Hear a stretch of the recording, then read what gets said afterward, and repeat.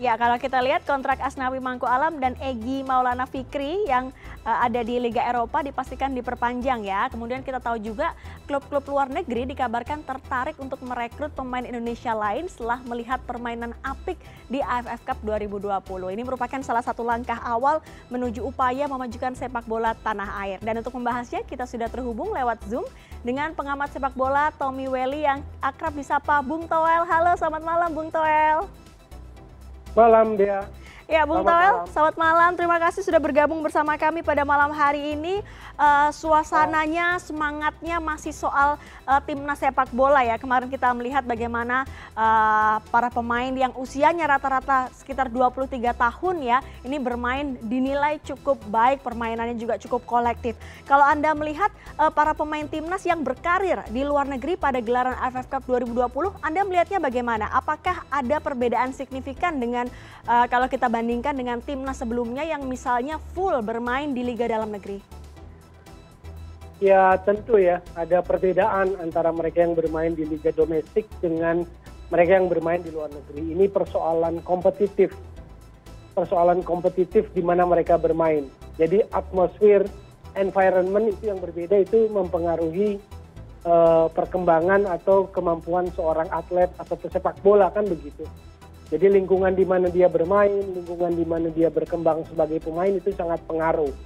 Nah itulah yang membedakan antara mereka yang berkarir di liga yang lebih profesional levelnya dengan apa yang masih bermain di domestik, seperti itu.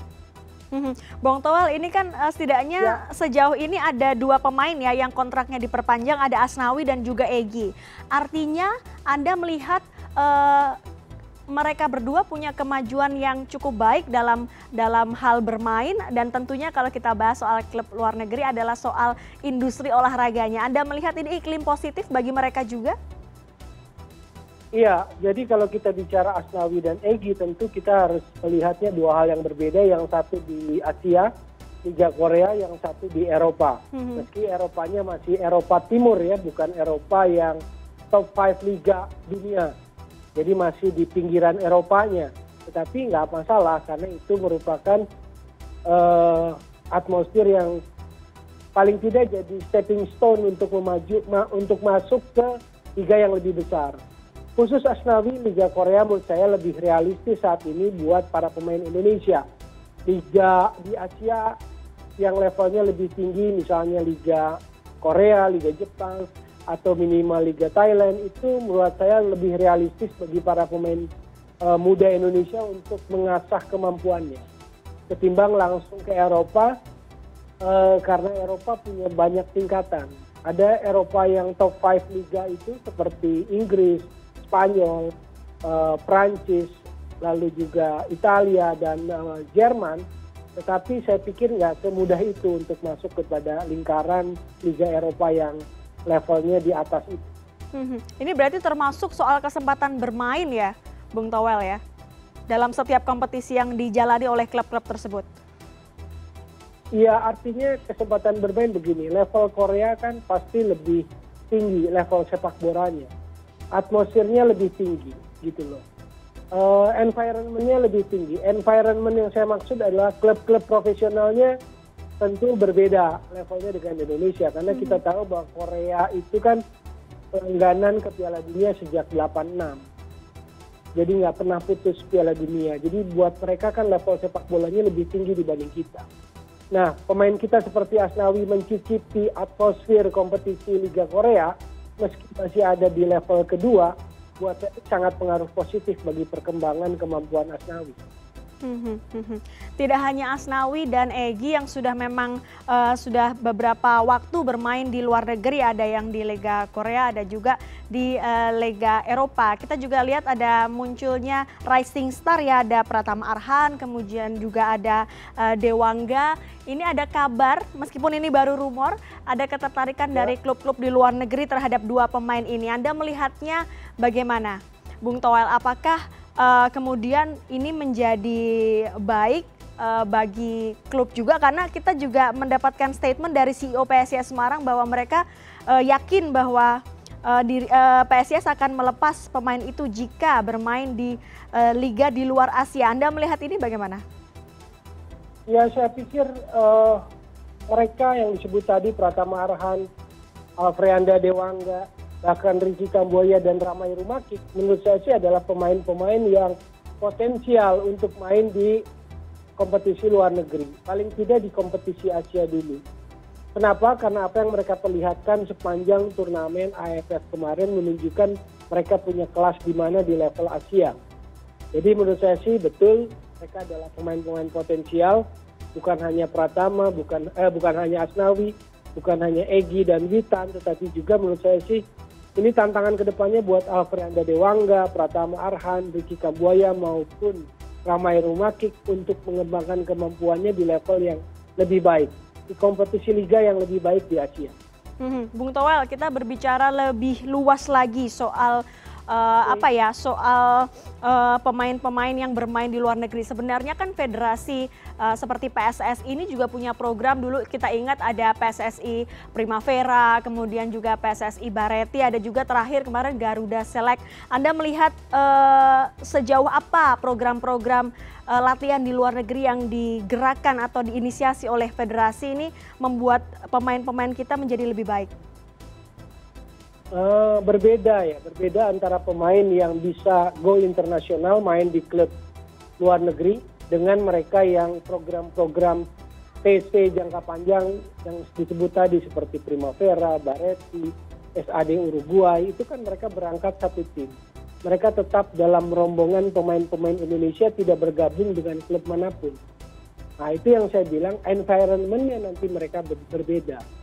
Environment yang saya maksud adalah saat Asnawi masuk kepada klub Ansan Greener, maka dia masuk dalam kultur sepak bola Korea lewat Ansan Greener. Di sini klub profesional itu akan dilihat perbedaan-perbedaannya.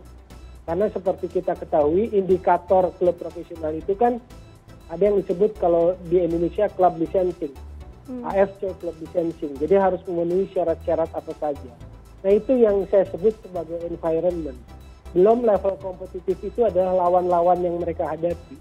Makin menghadapi lawan yang kompetitif, maka itu akan makin menguji kemampuan seorang pemain. Kita bergabung dengan klub yang bagus, maka kemampuan kita akan makin terasa, teruji, atau ditantang. Bukan cuma oleh tim lawan, tapi juga oleh rekan satu tim.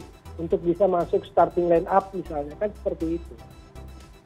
Contoh langitnya kan begini. Kalau bakat bisa lahir di mana saja. Messi lahir di Argentina. Tetapi bakat Messi itu kan diasah di lingkungan Barcelona. Di lingkungan, di environment pembinaan sepak bola Barcelona. Maka kemudian bakatnya itu menjadi maksimum. Itu yang saya maksud. Bahwa pemain-pemain yang tadi sempat disebut, Pratama Arhan, Dewangga, Ricky Kambuaya, Ramai Rumakik, Asnawi, itu punya potensi, punya bakat. Hanya bagaimana bakat ini supaya maksimum, dia harus ada di lingkungan yang juga kompetitif dan sehat. Tapi Bung Toel memang kalau harus jujur tidak semua pemain mungkin bisa bersaing di level mungkin di Liga Thailand, Jepang maupun di Korea Selatan. Anda melihat pembenahan liga dalam negeri ini menjadi sangat penting tidak saat ini? Ya betul, tidak semua bisa punya kemampuan bersaing di level kompetisi luar negeri di Asia misalnya, karena kalau istilah umumnya itu lost in translation, jadi tersesat bisa karena faktor bahasa, bisa karena faktor homesick, bisa karena faktor budaya, makanan dan sebagainya. Oleh karena itu kita juga harus punya perhatian dalam hal ini federasi untuk meningkatkan kualitas kompetisi liganya. Itu betul, kualitas kompetisi liga harus ditingkatkan. Salah satu contoh yang terbaru paling anyar itu kan soal bagaimana pemain klub Liga 1 kita di ruang gantinya di lorong gitu kan. Bukan ruang ganti yang semestinya untuk sebuah klub profesional level 1. Nah itu kan masih miris. Artinya environment-nya belum ideal banget. Belum kalau kita meninjau kepada masing-masing klub, nggak semua klub dalam posisi yang sama secara profesional gitu. Profesionalnya Persija, Persib mungkin beda dengan profesionalnya Lamongan. Profesionalnya Barito beda dengan profesionalnya Persipura. Nah itu yang belum seragam, belum sama level profesionalitasnya. Jadi memang penting kompetisi domestik untuk terus meningkatkan kualitasnya. Tapi kalau kita nunggu kompetisi domestik meningkat kualitas baru keluar, ya agak sulit. Karena kita nggak bisa memprediksi kapan sih kompetisi domestik bisa meningkat kualitasnya, kita nggak bisa prediksi. 2, 3, 4, 5 tahun kita nggak berani ngomong gitu. Jadi mendingan sambil itu menunggu perbaikan kualitas kompetisi, ya paralel aja. Yang punya kualitas, yang punya mentalitas untuk bersaing di luar, ya keluar aja. Baik, ini pesan untuk para pemain bola profesional ya di Indonesia ya, yang punya kualitas, yang punya mentalitas, sebaiknya melihat untuk bisa berkarir di liga yang ada di luar negeri dengan kualitas yang lebih baik sambil di dalam negerinya. Disodori opportunity ya, jangan sampai ditolak itu. Baik. Sembari kita memperbaiki liga di dalam negeri. Terima kasih Bung Tommy Welly sudah bergabung bersama kami pada malam hari ini. Sama-sama Dea Kartika.